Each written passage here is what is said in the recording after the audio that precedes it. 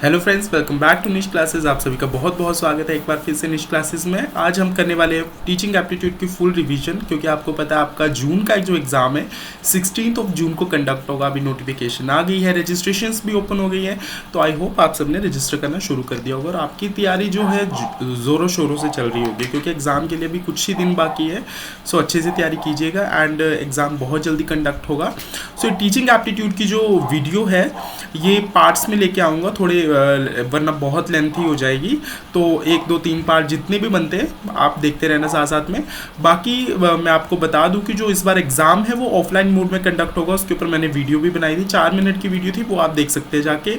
सो register किस तरह से करना है वो भी बहुत ईजी स्टेप्स होते हैं, तो कोई खास वो नहीं है। आप अपने लैपटॉप, अपने मोबाइल फ़ोन से भी रजिस्टर कर सकते हैं, ठीक है। एंड यूपीआई से पेमेंट भी कर सकते हैं, सो उसमें कोई इशू नहीं है, ठीक है। और अगर आपकी पेमेंट ना हो तो आप एसबीआई के अकाउंट से करें या कैनरा बैंक से करें, उससे इजीली पेमेंट हो जाती है, ठीक है।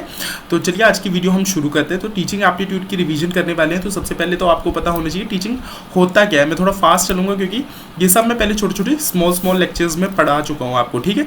सो टीचिंग होता क्या है। टीचिंग एक आपका एक प्रोसेस है जिसमें क्या करते हो, आप इम्पार्ट करते हो, किसी के अंदर नॉलेज डालते हो, स्किल्स डालते हो, वैल्यूज़ डालते हो, इन्फॉर्मेशन देते हो। एक पर्सन से दूसरे पर्सन की तरफ इन्फॉर्मेशन जाती है। जो पर्सन इन्फॉर्मेशन देता है उसको क्या बोलते हैं हम, टीचर। और जो इन्फॉर्मेशन लेता है या फिर उसको क्या बोलते हैं हम, लर्नर या फिर स्टूडेंट, ठीक है। उसको हम लर्नर भी बोलते हैं, ठीक है। तो बेसिकली जो टीचिंग है वो एजुकेशन के पर्पज़ के लिए यूज़ होती है। जब हम एजुकेशन देते हैं, फॉर्मली जब एजुकेशन देते हैं किसी इंस्टीट्यूट में, that is called teaching. Institute कोई सा भी हो सकता है, आपका स्कूल हो सकता है, यूनिवर्सिटी, कॉलेजेस वगैरह, ठीक है। देन आता है आपके की एलिमेंट्स क्या होते हैं। टीचिंग के की एलिमेंट्स या कैरेक्टरिस्टिक्स बोल सकते हो, ठीक है।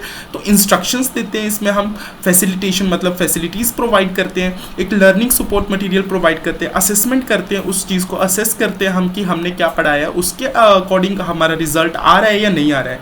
देन हम फीडबैक देते हैं, अडेप्ट करते हैं, ठीक है। अडेप्टेशन का मतलब होता है adjusting teaching methods and materials to meet the diverse needs of learner. अब देखिए टीचर जो वो अडेप्ट करेगा नई नई जो भी टेक्नोलॉजी आ रही है, किस तरह से उसे टीच करना है। फॉर एग्जांपल अभी ऑनलाइन मोड से मैं पढ़ा रहा हूँ, तो इसके अकॉर्डिंग मैंने भी अडेप्ट किया कि किस तरह से पढ़ाना है इसमें, ठीक है। तो दैट इज कॉल्ड अडेप्टेशन, ठीक है। देन आता है आपका इफेक्टिव टीचिंग क्या होता है, ठीक है। इफेक्टिव टीचिंग में हमारा मतलब कई बार आपका क्वेश्चन आ जाता है कि इफेक्टिव टीचिंग हम किसको बोलेंगे, किसको हम बोलेंगे कि हमारी जो टीचिंग है, हमारे पढ़ाने का तरीका जो है वो इफेक्टिव रहा। इफेक्टिव टीचिंग तभी मानी जाएगी जब जो सामने वाला जो लर्नर है वो उससे कुछ सीख पाए, उसमें नॉलेज आ पाए, वो इंस्पायर हो पाए, ठीक है। और उससे स्टूडेंट्स को जो है एम्पावरमेंट मिले, वो क्रिटिकली सोच पाए, ठीक है। मतलब क्रिटिकली मतलब कि जब ज़्यादा अच्छे से सोच पाता है, अपना हायर लेवल जो है उसमें अपना नॉलेज अप्लाई कर पाता है, ठीक है। अपनी प्रॉब्लम्स खुद सॉल्व कर पाता है, that is critical thinking. Then teaching is dynamic and interactive process, ठीक है। तो इसमें टीचिंग आप सबको पता है डायनेमिक और इंटरैक्टिव प्रोसेस है। क्यों इंटरैक्टिव है, बिकॉज अलग अलग तरह के स्टूडेंट्स होते हैं, अलग अलग तरह की नीड्स उनकी मीट करनी पड़ती है टीचर्स को, ठीक है। तो उस तरह से हमारा टीचिंग चलता है। देन टीचिंग में देखिए हमारे अलग अलग मेथड्स आते हैं।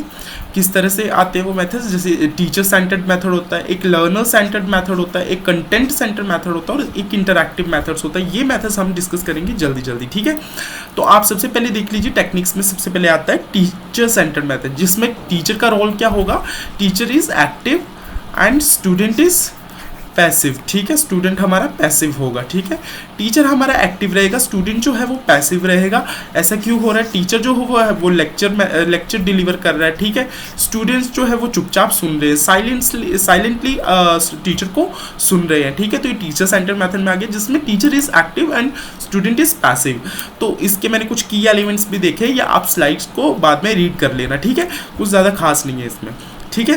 देन आता है learner centre method. Learner centre method में क्या होगा, जो टीचर और स्टूडेंट है वो दोनों एक तरह से एक्टिव होंगे। टीचर तो हमेशा थोड़ा एक्टिव रहेगा ही, लेकिन इसमें जो लर्नर है वो ज़्यादा एक्टिव होगा, जो लर्नर है वो ज़्यादा एक्टिव होगा, ठीक है। जो लर्नर है वो ज़्यादा एक्टिव होने वाला है, और जो टीचर है उसका रोल थोड़ा कम होगा, ठीक है। हम उसको ये नहीं बोल सकते वो पैसिव हो जाएगा, लेकिन लर्नर सेंटर मेथड में जो जो स्टूडेंट है, जो लर्नर है, वो ज़्यादा एक्टिव रहेगा आपका।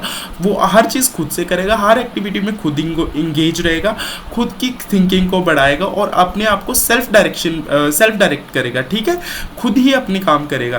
That is learner centre method. Then इसमें की एलिमेंट्स में जैसे कि आप देख सकते हो कि यहाँ पे लिखा हुआ एक्टिव पार्टिसिपेशन होती है लर्नर की। कोलैबोरेटिव लर्निंग में हम ये यूज़ करते हैं, ठीक है, जब सभी मिलके काम कर रहे हैं।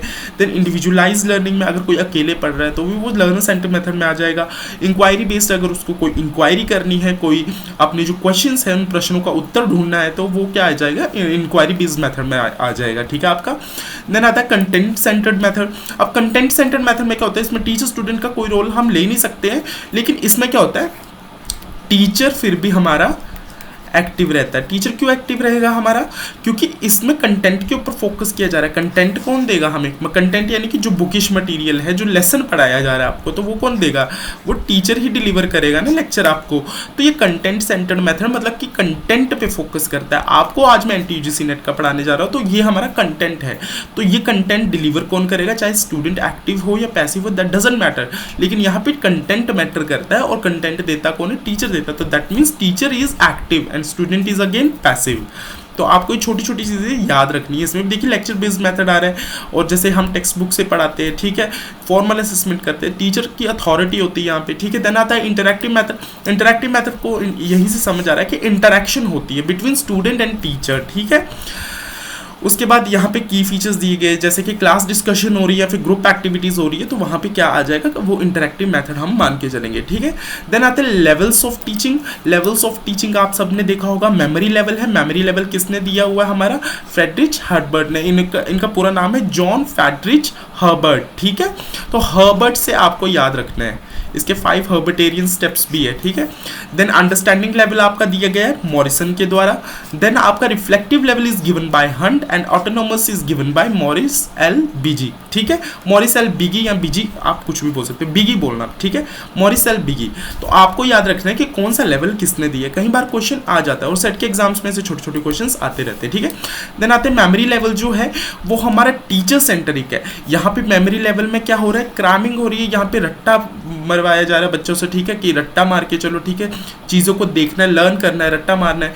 तो ये टीचर सेंटरिंग है, टीचर लेसन दे रहा है, ये लीस्ट थॉटफुल है। यहाँ पे स्टूडेंट का रोल पैसिव है, टीचर यहाँ पे क्या है, एक्टिव, और स्टूडेंट क्या है, पैसिव। और ये लीस्ट थॉटफुल है। लीस्ट थॉटफुल क्यों है, क्योंकि स्टूडेंट तो पैसिव है, वो तो सिर्फ सुन रहा है, वो तो सिर्फ अपना काम कर रहा है। अंडरस्टैंडिंग लेवल में क्या होगा, सब्जेक्ट सेंट्रिक है, यानी कि ये कंटेंट सेंट्रिक है। इसमें क्या होगा, जो टीचर है अगेन इज एक्टिव, एंड जो ये थोड़ा थॉटफुल है, थोड़ा थॉटफुल है, इसमें जो स्टूडेंट है अपना भी दिमाग चलाएगा। देन रिफ्लेक्टिव लेवल जो वो मोस्ट थॉटफुल है, ये स्टूडेंट सेंट्रिक माना जाता है। इसमें क्या होगा, स्टूडेंट एक्टिव होगा एंड टीचर पैसिव होगा। यहाँ पे ये मोस्ट थॉटफुल में जा रहा है, यहाँ पे स्टूडेंट की जो सोच है वो ज़्यादा काम करेगी, उसका दिमाग ज़्यादा चलेगा, ठीक है। तो यहाँ पे थोड़ा सा इनको डिटेल में देख लेते हैं। Memory level is given bye, किसने दिया था, हर्बर्ट ने दिया था। इसमें क्या करते हैं, ये रूट मेमोराइजेशन बोल सकते हैं, ठीक है, रूट मेमोराइजेशन। जैसे हम जो शुरू में ताज़ी नई नई चीज़ें सीखते हैं, रिकॉल ऑफ इंफॉर्मेशन, ठीक है, हम याद करने की कोशिश करते हैं कि मैंने उस टाइम पे क्या पढ़ा था, मैंने कल क्या पढ़ा था, फिर पेपर में हम लिखते हैं, ठीक है। ये lower order of cognitive skill है, ठीक है, कॉग्निटिव मीन्स दिमागी, ठीक है। तो हमारा दिमाग जब शुरू में काम करना शुरू करता है, हम धीरे धीरे चीज़ों को सीखना शुरू करते हैं, तो हम क्या करते हैं, उनका रट्टा मारते हैं, क्रैमिंग करते हैं, that is called memory level. तो ये हर्बर्ट ने दिया था। हम फैक्ट्स को रिमेंबर करने की कोशिश करते हैं, ठीक है, उनकी डिटेल्स को, इंफॉर्मेशन को रटने की कोशिश करते हैं। देन आती है कैरेक्टरिस्टिक्स। इसमें क्या होता है, रिपीटिशन, आप बार बार रिपीट करते हो उन चीज़ों को याद करने के लिए, मेमोराइज करते हो, बार बार याद करने की कोशिश करते हो। देन उसके बाद असेसमेंट करते हो। असेसमेंट किससे होती है, रिकॉल के थ्रू। आप कैसे, टीचर आपका टेस्ट लेगा, आप रिकॉल करोगे, वो आपको असेस करेगा। लिमिटेड क्रिटिकल थिंकिंग होती है, इसमें मैंने पहले ही बताया कि जो स्टूडेंट का रोल पैसिव होगा, एंड ये लीस्ट थॉटफुल लेवल है, और ये टीचर सेंट्रिक है, ठीक है। देन ये जॉन फ्रेडरिच के बारे में थोड़ी हिस्ट्री लिखी थी, ये आपको देखने की ज़रूरत नहीं है। उसके बाद आते हैं हम सीधा अंडरस्टैंडिंग लेवल पे। अंडरस्टैंडिंग लेवल किसने दिया था, मॉरिसन ने दिया था, ठीक है, मॉरिसन ने दिया था। और ऑटोनोमस लेवल मॉरिस एल बिगी ने दिया था। ये चीज़ों में कंफ्यूज नहीं होना, ये मॉरिसन ने दिया था, ठीक है। तो Morrison was understanding level was given by Morrison. ये थोड़ा सा थॉटफुल है, ज़्यादा थॉटफुल नहीं है, ठीक है। इसमें क्या आता है हमारा,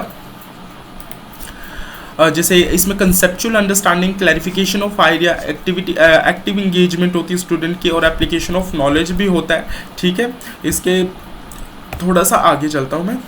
यहाँ पे एक छोटा सा क्वेश्चन भी था, in which level of teaching the learner gets an opportunity to discriminate at the length between positive and negative examples of concepts. तो यहाँ पे 3 लेवल आपके दिए गए हैं। यहाँ पे क्वेश्चन क्या पूछा जा रहा है कि जो लर्नर है, लर्नर को अपॉर्चुनिटी मिलती है डिस्क्रिमिनेट करने के लिए, किसके बीच में, पॉजिटिव और नेगेटिव एग्जाम्पल्स के बीच में, ठीक है। दो चीज़ों के बीच में इस स्टूडेंट को सोचने का मौका मिल रहा है, एक अपॉर्चुनिटी मिल रही है। अभी वो बड़े लेवल पे नहीं पहुंचा, तो ये कौन सा लेवल होता है, ठीक है। मेमोरी लेवल में तो लीस्ट अंडरस्टैंडिंग, लीस्ट थॉटफुल है। अंडरस्टैंडिंग लेवल ये जो थोड़ा थॉटफुल है, ठीक है। यही लेवल है जो थोड़ा थॉटफुल है, और ये तो मोस्ट थॉटफुल है, ठीक है। ये मोस्ट थॉटफुल है, ठीक है।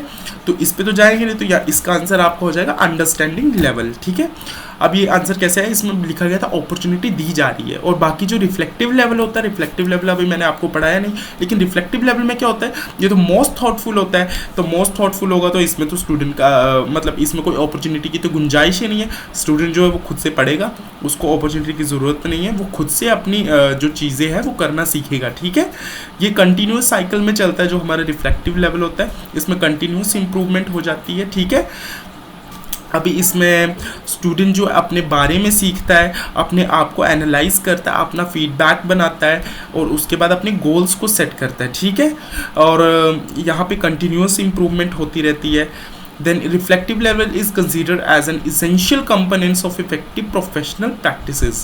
It helps teachers evolve, grow, and adapt to the changes need of the students and educational landscape as per educational landscape, ठीक है।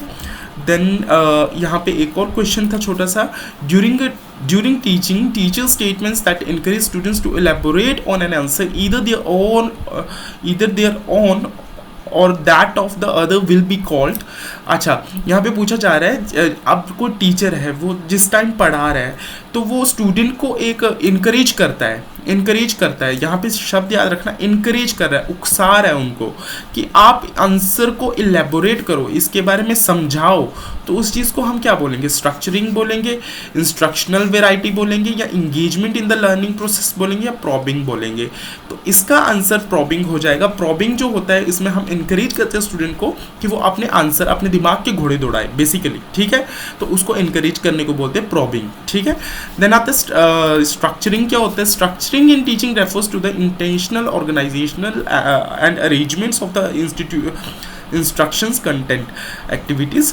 यहाँ पे देखो स्ट्रक्चर क्या होता है, स्ट्रक्चरिंग किसको बोला जाता है कि एक फ्रेमवर्क है। स्ट्रक्चरिंग एक फ्रेमवर्क है, सिंपल फ्रेमवर्क है, जिससे आप क्या करोगे, इंफॉर्मेशन को क्या करोगे, आप प्रेजेंट करोगे। बीइंग अ टीचर, जब आप क्लास में पढ़ाने जाओगे एक फ्रेमवर्क बनाओगे कि किस तरह से आप स्टूडेंट्स को इंफॉर्मेशन को प्रेजेंट करोगे, that is called structuring, simple. तो इसमें क्या क्या आ जाता है की कैरेक्टरिस्टिक्स में, लेसन प्लानिंग, आप लेसन प्लान कर रहे हो, स्ट्रक्चर बना रहे हो।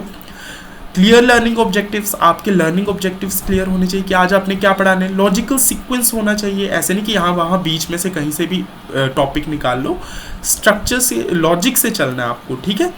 देन आप ऑर्गेनाइज करोगे मटेरियल लेके भी तो आओगे, कहीं अपने आप से उत्पन्न नहीं होगा, कहीं बुक से लोगे, कहीं ना कहीं से आप मटेरियल कंसीडर करोगे, ठीक है। देन कंसिस्टेंट रूटीन होना चाहिए आपका, इफेक्टिव यूज ऑफ टाइम होना चाहिए, वेराइटी ऑफ इंस्ट्रक्शनल मेथड्स होने चाहिए, क्लियर इंस्ट्रक्शंस होने चाहिए, फीडबैक और असेसमेंट लेना भी बहुत ज़रूरी है, अडेप्टेबिलिटी होनी चाहिए, और क्लोजर होना चाहिए, लास्ट में क्लोजर बहुत ज़रूरी है, ठीक है। देन प्रॉबिंग तो मैंने आपको बताई, जैसे जब टीचर क्या करता है, कोई प्रोवोकिंग क्वेश्चंस करता है, जिससे क्या होता है, लर्नर की जो डीप थिंकिंग है वो इनकरेज होती है, वो एक्सप्लोरेशन के लिए, एक्सप्लोर करने के लिए उसको मजबूर करती है, ठीक है। That is called probing, encourage करना। टीचर कुछ ऐसे प्रोवोकिंग क्वेश्चन पूछता है, जैसे टीचर बीच में पढ़ा रहा होता है और बीच में एकदम से क्वेश्चंस पूछ लेता है, तो दैट इज कॉल्ड प्रॉबिंग, कि स्टूडेंट भी इससे क्या रहे, एक्टिवली इंगेज रहे क्लासरूम में। देन प्रॉबिंग के कुछ कैरेक्टरिस्टिक्स है, इसमें डिटेल में जाने की ज़रूरत नहीं है। देन यहाँ पे एग्जांपल्स देख लो, जैसे what do you think that is the case, कि यहाँ पे क्या हो रहा है, आपको क्या लगता है, ऐसे कभी टीचर पूछते हैं। What evidence support your answer, आपका आंसर जो है किस एविडेंस से प्रभावित है, ठीक है। What are the implications of this idea, इस आइडिया की क्या इम्प्लीकेशंस होगी, ऐसे ऐसे क्वेश्चंस टीचर्स पूछते हैं, that is called probing questions, ठीक है। देन हम टीचिंग का नेचर जान लेते हैं। टीचिंग का नेचर क्या है, टीचिंग एक ब्रॉडर टर्म है, ठीक है। फोकस किसके जस्ट इंफॉर्मेशन डिलीवरी के ऊपर फोकस नहीं होता, इसका फोकस होता है कि हम अंडरस्टैंडिंग जो है वो इंक्रीज करें, ठीक है। सिर्फ टीचिंग में हम यही नहीं करेंगे कि इंफॉर्मेशन डिलीवर करेंगे, हम देखेंगे लर्नर की अंडरस्टैंडिंग इंप्रूव हुई है या नहीं, उसके स्किल्स डेवलप हुए हैं या नहीं, ठीक है। देन इंटरेक्शन किस तरह की होगी, इंटरेक्शन उसकी डायनेमिक होगी, ठीक है। टीचिंग एक डायनेमिक प्रोसेस है, तो यहाँ पे बहुत इंटरेक्टिव और डायनेमिक माना जाएगा, अलग अलग नेचर, अलग अलग चीज़ों से हमें डील करना पड़ेगा। कंटेक्स्ट कैसा होगा इसका, पॉजिटिव इंगेजमेंट होनी चाहिए, ठीक है। एक पॉजिटिव इन्वायरमेंट लेके आनी है सो दैट लर्निंग प्रोसेस को हम इनहैंस कर पाए, ठीक है। देन नेक्स्ट हमारा क्या आता है, इंस्ट्रक्शन क्या होता है। अब देखिए टीचिंग हमने देख लिया, अब लर्निंग के बाद, टीचिंग के बाद इंस्ट्रक्शन क्या होता है, दोनों टर्म्स इंटर रिलेटेड है, टीचिंग या इंस्ट्रक्शन, इंस्ट्रक्ट करना या टीच करना, तो ये थोड़ा छोटा वाला स्टेप है, ठीक है। इंस्ट्रक्शन में क्या होता है, ये मोर स्पेसिफिक है, ठीक है। आपको याद रखना है टीचिंग तो एक ब्रॉडर टर्म है ना, लेकिन ये जो है ये स्पेसिफिक है, ठीक है। स्पेसिफिक कैसे होगा, जब हम इंस्ट्रक्ट करते हैं किसी स्पेसिफिक चीज़ को लेके इंस्ट्रक्ट करेंगे, कोई स्पेशल चीज़ होगी, जैसे हम ट्रेनिंग दे रहे हैं तो उस पर्टिकुलर मशीनरी को, और मान लीजिए कोई मशीन लेके आए हैं हम कंपनी में, ठीक है। अब इस मशीन को किस तरह से ऑपरेट करना है, तो हम ये अपने एम्प्लॉयज़ को इंस्ट्रक्शंस दे रहे हैं, तो ये एक स्पेसिफिक टास्क हो गया, तो ये इंस्ट्रक्शन में आ गया, ये टीचिंग में नहीं आएगा, ठीक है। तो इसमें हम क्या कर रहे हैं, गाइड कर रहे हैं एक तरह से, इसका फोकस क्या होता है, टास्क ओरिएंटेड होता है, ठीक है। और इंटरेक्शन किस तरह के, instruction can involve interaction, it may lean towards a more one way communication style, ठीक है, ज़्यादा वन वे कम्युनिकेशन हो सकता है। अब मैं यहाँ पे क्या कर रहा हूँ कि इंस्ट्रक्ट कर रहा हूँ, तो यहाँ पे क्या होगा कि ये वन वे जाएगा ना, मतलब यहाँ पे इंस्ट्रक्ट करने की कोशिश कर रहा हूँ तो ये एक तरह से वन वे जाएगा। देन कंटेक्स्ट किस तरह का होगा, इसका स्पेसिफिक होगा, एक स्पेसिफिक चीज़ को लेके हम इंस्ट्रक्ट करेंगे। देन लर्निंग किस तरह का चीज़ है, आपने टीचिंग देख लिया, देन इंस्ट्रक्शन देख लिया, नाउ कम्स टू लर्निंग। अब लर्निंग क्या है, लर्निंग है जब लर्नर जो है अपना नॉलेज, अपना जो बिहेवियर है उसमें मॉडिफिकेशन करता है, दैट इज कॉल्ड लर्निंग। देखिए यहाँ पे लिखा गया change in behaviour, imparting knowledge या फिर कैपेबिलिटी, और ये सब क्या होना चाहिए, परमानेंट होना चाहिए। उसकी कैपेबिलिटीज़ इंप्रूव हो रही है लर्नर की, उसका नॉलेज इंप्रूव हो रहा है, नॉलेज इन्हांस हो रहा है, उसके बिहेवियर में चेंजेस आ रहे हैं, एंड प्लस एटीट्यूड में चेंजेस आ रहे हैं, उसका जो एक्सपीरियंस एज ए रिजल्ट, जो उसका उसके जो रिजल्ट्स हैं वो अच्छे आ रहे हैं, दैट इज कॉल्ड लर्निंग। अब टाइप्स ऑफ लर्निंग देख लेते हैं। लर्निंग एक कॉग्निटिव लर्निंग होती है, एक बिहेवियरल लर्निंग होती है, एक इफेक्टिव लर्निंग होती है। कॉग्निटिव लर्निंग आपको समझ जाना है, कॉग्निटिव शब्द से दिमाग से रिलेटेड। इसमें क्या होगा, हम नॉलेज एक्वायर करेंगे, कंसेप्ट्स को अंडरस्टैंड करेंगे, अपने मेंटल स्किल्स को डेवलप करेंगे। कॉग्निटिव आप दिमागी बोल सकते हो, ठीक है, दिमागी या फिर मेंटल स्किल्स, ठीक है, मेंटल स्किल्स, यहाँ पे मेंटल स्किल्स बोल सकते हो। उसके बाद आता है बिहेवियरल लर्निंग। इसमें क्या करेंगे, आप ऑब्जर्व करोगे लोगों के बिहेवियर्स को, उनकी रिस्पॉन्सेज को, और उनको एसोसिएट करोगे विद कंडीशनिंग की पहले और अभी के बिहेवियर में क्या चेंजेस आए हैं, ठीक है, ये बिहेवियरल लर्निंग में आ जाता है। देन इफेक्टिव लर्निंग क्या होता है, pertains to the development of attitudes, values and emotional responses. अब इफेक्टिव लर्निंग में आ गया कि आप एटीट्यूड्स को देख रहे हो, कंसिडर कर रहे हो, वैल्यूज़ को, उसके इमोशंस को, ये सब चीज़ें कंसीडर करते हो, that is effective learning. Then modes of learning भी देख लेते हैं यहाँ पे। एक तो फॉर्मल मोड होता है लर्निंग का, जिसमें आप स्कूल कॉलेजेस में जाते हो, इनफॉर्मली पढ़ते हो, ठीक है, जहाँ पे फॉर्मल करिकुलम होता है आपका, ठीक है। देन इनफॉर्मल लर्निंग में क्या होता है, यहाँ पे देखिए सब कुछ डिसाइडेड होता है पहले से कि ये टेक्स्ट बुक लगेगी फॉर्मल लर्निंग में, आप यहाँ पे ये वाला कोर्स पढ़ोगे या फिर क्या करोगे, या फिर यहाँ पे ट्रेनिंग कहीं पे ले रहे हो तो किस चीज़ की ट्रेनिंग लोगे, तो ये सब एक पर्टिकुलर टाइम से होगा, एक पर्टिकुलर यूनिफॉर्म में आप जाओगे, या फिर यूनिफॉर्म नहीं भी होगी तो एक स्ट्रक्चर होगा यहाँ पे, ठीक है, स्ट्रक्चर्ड बेस से चलेगा। इनफॉर्मल लर्निंग क्या होगी, जैसे आप एवरीडे एक्सपीरियंसेस जो करते हो, जो आप घर से एक्सपीरियंसेस लेते हो, किसी से इंटरेक्ट करते हो और सीखते हो, तो वो सब आपका आ जाएगा इनफॉर्मल लर्निंग में। देन नॉन फॉर्मल लर्निंग क्या होगी, non formal learning is not a part of formal education system, often involve skill development and specific training. अब देखिए नॉन फॉर्मल लर्निंग इन सब से थोड़ा अलग चला जाता है, ये इनफॉर्मल से भी अलग है और फॉर्मल से भी अलग है, ये भी सेम होगा, लेकिन इसमें क्या होगा, कि आप सब कुछ टाइम से कर रहे हो, लेकिन मान लो जैसे घर बैठे अभी पढ़ाई कर रहे हो, तो that is called non formal learning. ठीक है, जैसे आप किसी एजुकेशनल प्लेटफॉर्म से कहीं से पढ़ रहे हो, किसी एग्जाम की तैयारी कर रहे हो, that is non formal learning, that comes under non formal learning. Then stages of learning क्या होती है? एक्विजिशन करते हो, आप एक्वायर करते हो, जो भी नॉलेज है उसको एक्वायर करोगे, देन रिटेंशन करोगे, उसको संभाल के रखोगे, आप उसको याद करके रखोगे, देन उसको आप क्या करोगे? ट्रांसफ़र करोगे। ठीक है, तो आई गेस आज के लिए इतना ठीक है। कल हम करेंगे थ्योरीज ऑफ लर्निंग पार्ट 2 में। आई होप आपको आज का वीडियो लेक्चर जो है वो पसंद आया होगा। मिलता हूँ मैं आपसे पार्ट 2 में। Thank you and have a nice day.